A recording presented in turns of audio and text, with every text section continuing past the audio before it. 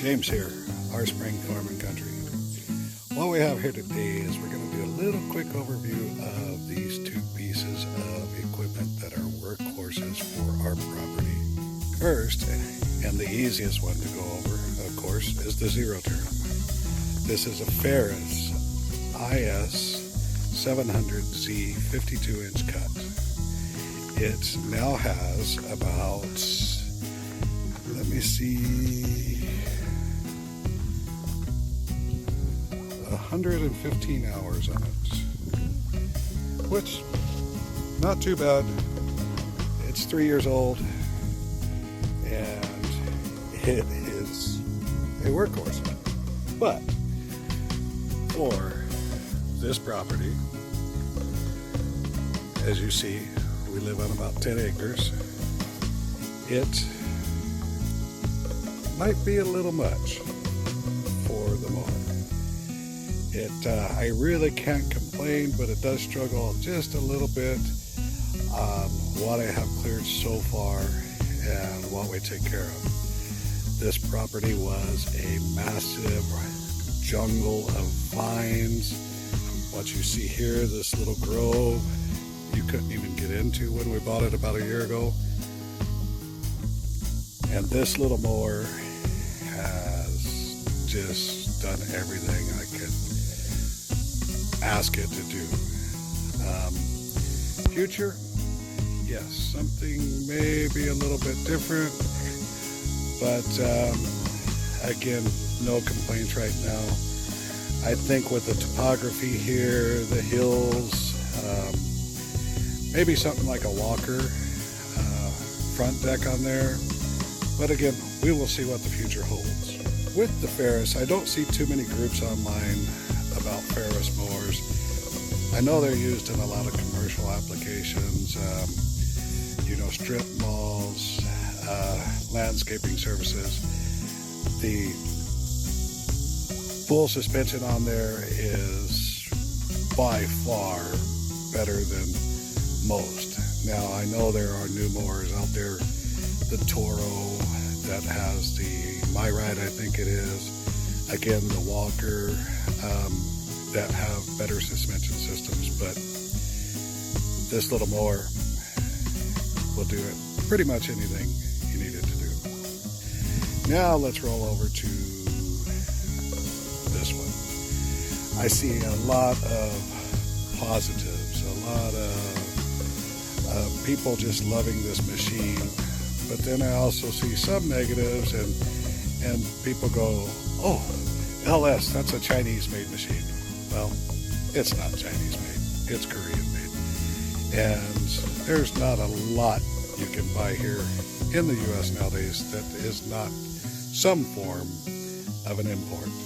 But this is an XR4155HC.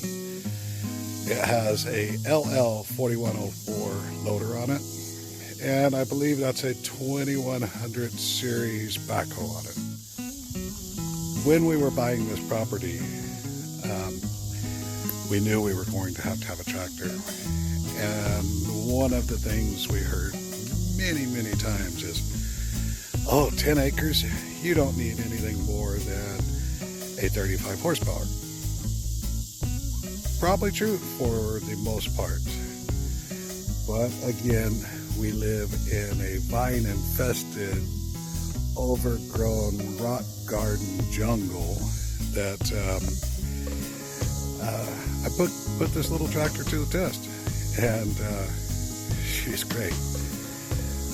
Some of the likes and dislikes, but first, where we got this tractor was at WCT Farm and Lawn in Stratford, Missouri. These people are great. I've seen online people complaining about dealer support, whatever. Well, I guess I got lucky because the dealer support here, Johnny on the spot, anything you need. Let's go over a few of the dislikes and then we'll hit the likes. First thing you may notice is the mirrors are gone. Didn't really like the mirrors. Took one off first, and took the driver's side off first because I tend to get out here and hug everything on the left side closer than on the right. Just my comfortable preference of seeing where I'm at.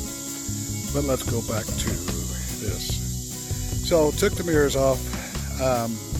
They would hang up on stuff. Took the one off, left the one on, but then it looked like a deformed unicorn, so I figured I'd take the other one off. The lights are gone. The upper lights on the front and back are gone. Did not like those at all. They just, well, again, it's a personal preference thing. Just really shook a lot. They were incandescent bulbs. I took them off, ordered some LEDs, and I got them sitting in my garage right now, ready to put on.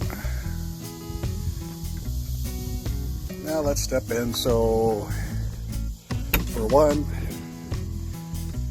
the cab is very spacious. I'm a big guy. Some would say fat guy, but 6 foot tall. I'm easy in, easy out of this thing.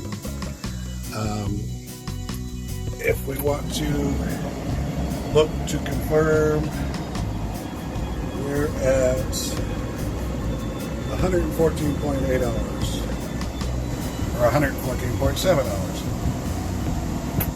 which is kind of funny. This tractor is a year old and it has 114.7 hours on it, and the mower is 3 years old and it has 115 hours on it. And I probably put 80 of those hours on it in the last year here. Many people will say, oh, why didn't you go orange, or why didn't you go green, or why didn't you go red, pink, purple, or blue, you know, whatever. Again, before we moved here,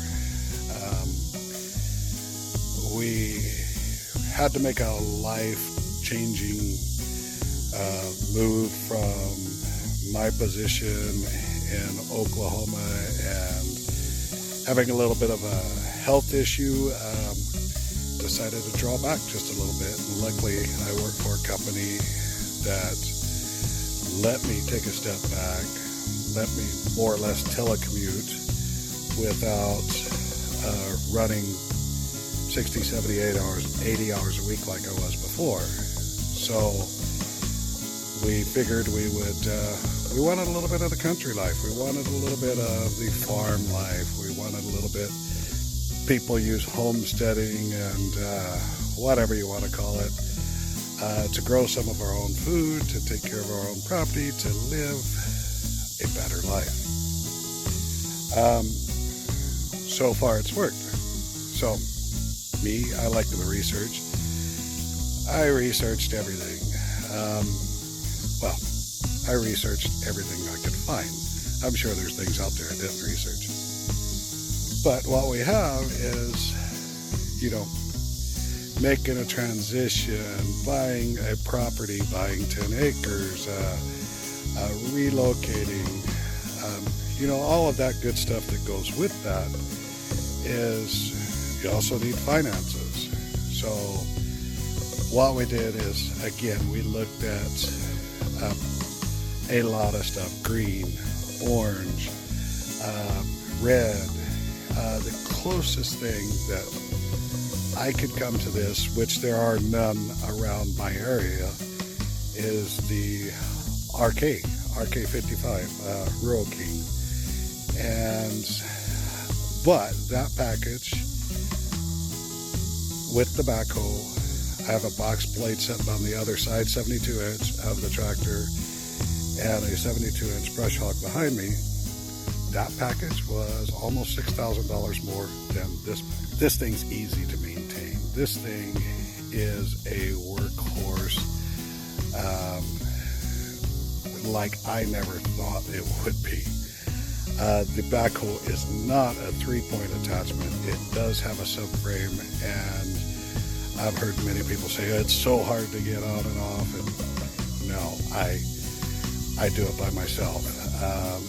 maybe the first couple times I had Crystal help me, but no, just once you learn it, you line up to the backhoe, the subframe slides into this little area right down here, and hook up your hydraulics, lift up the frame, slide it in, boom, done, 2 pins. So again, what's so hard about that? Just takes practice. As with everything, takes practice. Nobody's going to be good right out the gate, and if you are, good for you. But for the most part, WCT, LS, zero problems. Again, the only problems I've had with this tractor are self-inflicted. I did them. I was out in the jungle, a stick came up and hit the HST filter, went through the HST filter, so I had to replace that. That's all. There's people out there that would blame that on LS for the placement of their filter. The filter is up in there. That was probably a 1 in a million shot. Oh well, it cost me 10 gallons of hydraulic fluid. I think it takes like 7.5 or 8, and it cost me a filter and my time to do it.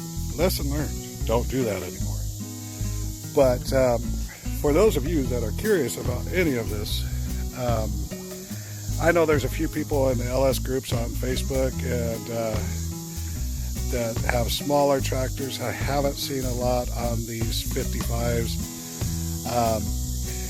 If I had to do it all over again,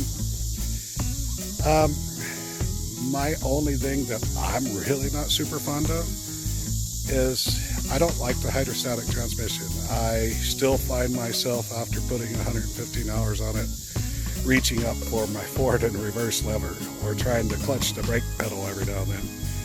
But I've operated equipment in my life, and that was just that. Old habits die hard. Other than that, this tractor will do pretty much anything that I ask it to do. It's fuel efficient. Again, in future videos, you'll see some of our plans for the property, some more of the clearing that we have to do.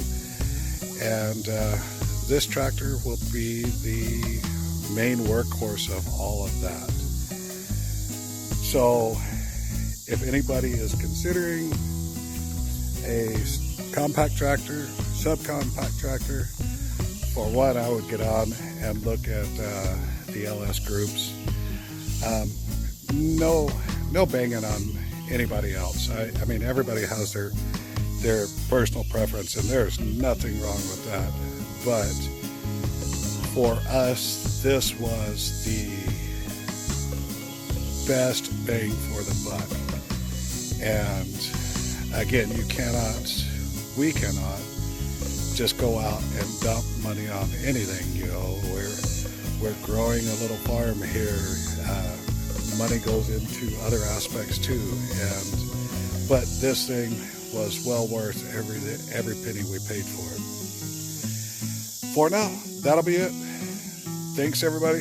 Have a good day, and one of us will see you on the next one. Take care.